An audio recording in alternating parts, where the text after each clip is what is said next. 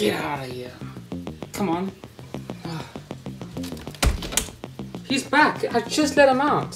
Flies are annoying. They land on our food, they spread disease, they leave gross marks everywhere, and they're very difficult to get rid of. So how do we get rid of them without using nasty chemicals? Well, carnivorous plants. But don't they smell bad covered in dead flies? No, they actually don't. But there is one species that has taken it one step further. This is Drosophyllum lusitanicum, and it smells like honey. 2 years ago, I won a seed giveaway where I won 10 Drosophyllum seeds. From these 10 seeds, we got 8 plants to germinate. And from these 8 plants, we ended up with 3 plants that actually ended up flowering. And from these 3, we ended up with 120 seeds, which we will be planting every single one of them today. But they're not as easy as simply putting the seed in the soil. Let me tell you why. Now, almost every single seed has something called a seed coat, and these guys are no exception. And what that seed coat does is that it protects the plant from the outside and it keeps the inside pretty much in check. And the way the plants grow is that you need basically the water to get to the inside of the seed so that it knows there's water, I can grow some roots to get that water and some nutrition and start growing. And now, because these 120 or so seeds are a little bit old, we need to do something called scarification. Now, let me try and show you what that is. If this is our seed, like I cut it in half, this is our seed coat. And if we can get rid of some of this seed coat, we can allow water to get through the seed coat much easier so that the embryo or the inside of the plant basically knows, hey, there is water here. And scarification is where you basically use something sharp like sandpaper to actually cut away some of this seed coat here. And that is exactly what we're going to do right now. I use nail files here, but others use sandpaper. If you do this, just be careful, because if you expose the white part of the seed, it means you've gone too deep. And after scarifying, I soaked them in some water to really let them know that there was water available. And I hope they got the hint. Alright, so these have been soaking for 2 days now, and we have scarified and non-scarified seeds, because I want to do a little experiment to see if scarifying actually does anything at all. And if you want to see the results of that, make sure to subscribe to the channel, and if you know someone who might want to see that too, please share this video with them.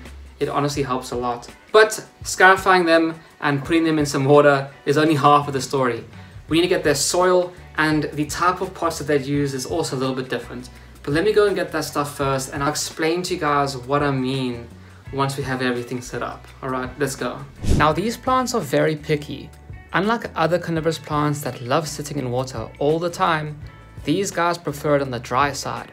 They grow in sandy areas around Portugal, Spain and Morocco, so we need to try our very best to copy that. That means we have made some very sandy soil over here. We have a mix of peat, sand and perlite, which is much sandier than usual for carnivorous plants. And by now you've probably also seen these special pots. These are peat pots. Well, these are actually cardboard, and I think that was a mistake. But the reason for using these is transplanting. If you disturb the roots of these plants, they die. That's what happened to our other plants in the past, and they didn't make it.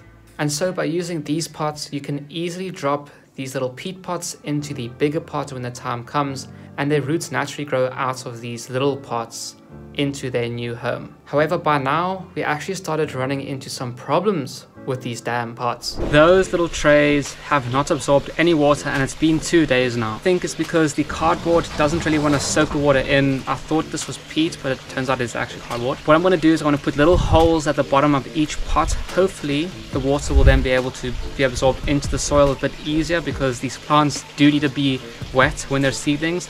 If they dry out when they're seedlings, they will die. And so I grabbed my family's steak knife and tucked in. Just please don't tell them that I used it. Anyway, it actually worked out perfectly with all the parts of the tray getting water, except for that one spot over there. If you guys do something similar, try to never move the pots once they're wet, because they can and they will crumble apart in your hands, and that nearly happened to me, so just be careful.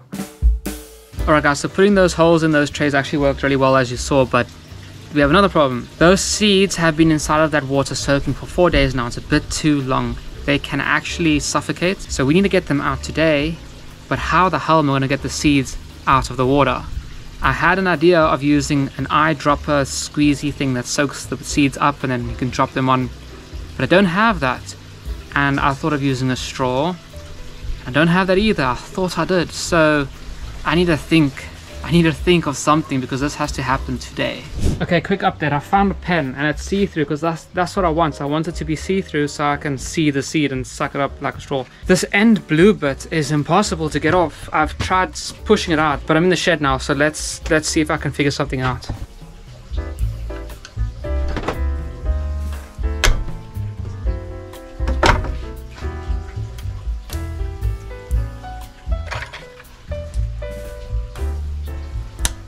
Oh, that actually worked. Using the craft knife, like poking into the side, you've got a strawish kind of thing now. Let's try it out. I don't know how well you guys are going to be able to see this, but I'll give it a shot.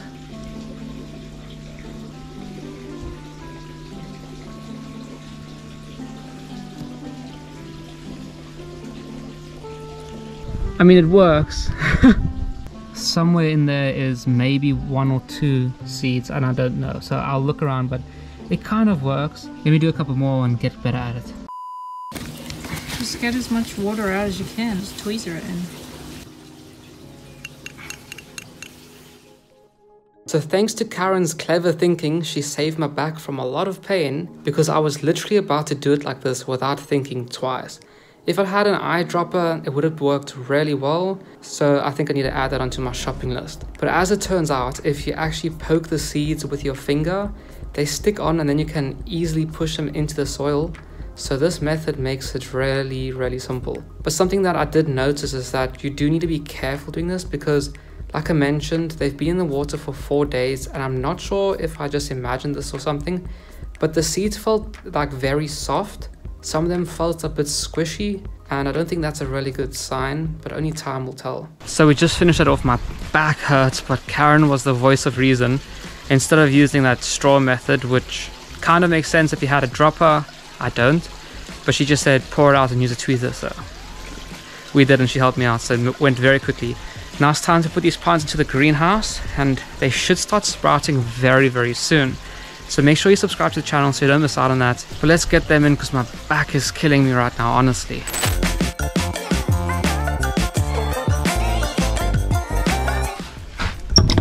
Now it's supposed to rain tomorrow, which we need because we are completely out of rainwater. Let's make sure that everyone's safe and sound, tucked in the greenhouse for the night. And hopefully it rains tomorrow and we can water everyone. Damn, do I really look that bad? In a couple of weeks they should be sprouting, and hopefully I'll have some awesome plants for you guys here in England. So let's tuck them away and see what happens tomorrow. The rain over the past few days has been amazing. We've been able to fill up a 100-litre water tank and a whole bunch of plastic water bottles. But the most important thing is that all of our plants were safe from the storms. None of the seeds have actually sprouted yet. They will take a couple of weeks. So if you want to see them grow up, make sure you subscribe for more carnivorous plant content, and please share this video with your friend that just absolutely loves plants. I lost it. Like I was trying to say, you guys wouldn't believe what I found the past couple of days. I actually found an eyedropper tool, and that would have been really helpful obviously a couple of days ago. But that just means that we will use it for next time. And talking about next time, I have some really exciting news for you guys. I have something like 300 Venus flytrap seeds that I want to sow and plant up in the next few weeks. But I hear you guys asking me, where is the space to put all of these Venus flytraps, right? Well, I also have some custom-made benches on the way, which should be next week, and I absolutely cannot wait to have everything set up. So if you guys are just as excited as I am, make sure to leave a like because it really helps the channel out. But until then, I'll see you guys next time.